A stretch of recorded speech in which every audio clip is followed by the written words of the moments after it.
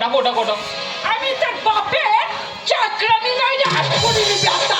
বৌদি কাজ চলে যায়। তুমি কি বললে বৌদি? আমার মায়ের সম্পর্কে তুমি এত বড় কটু কথা বলতে পারলে? বলেছি, বেশ করেছি। আমার- কারণ তোর এই মায়ের নামে না এক গ্লাস জল খেতেও আমার ঘেন্না হয়। বৌদি চল। বৌদি তুমি কি বললে বৌদি? আমার মা মারা যাওয়ার পর আমি তো তোমাকে আমার মায়ের আসনে বসে পুজো করি বৌদি। আর আর তুমি কিনা সেই মায়ের সম্পর্কে আবার এত বড় কটু কথা বললে? হ্যাঁ বললাম কারণ তোর মা ছিল একটা নাচনি। বন্ধ করো বৌদি, বন্ধ করো। তোমার ওই মিথ্যে বলা বন্ধ করো। এই কথা তুই বিশ্বাস না করলে পরে এটাও সত্যি, আর যেমন সত্যি তোর জন্ম পরিচয়।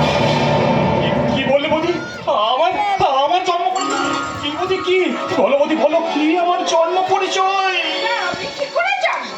সেটা অবশ্য তোর বাপই ভালো বলতে পারতো। শুনেছি তোর মা নাকি বিয়ে 9 মাসের মধ্যেই তোকে জন্ম দিয়েছে। তাই তো সকলের সন্দেহ তুই আমার শ্বশুর মশাইয়ের সন্তান, নাকি তোর মা বিয়ের আগে অন্য কোনো বাবু ধরে তোকে জন্ম দিয়ে পালিয়েছে। তার জন্য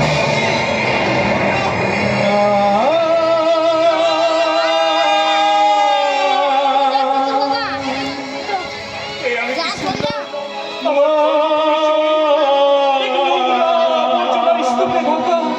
আমার অতীত জীবন এতই জঘন্য, এতই কুৎসিত।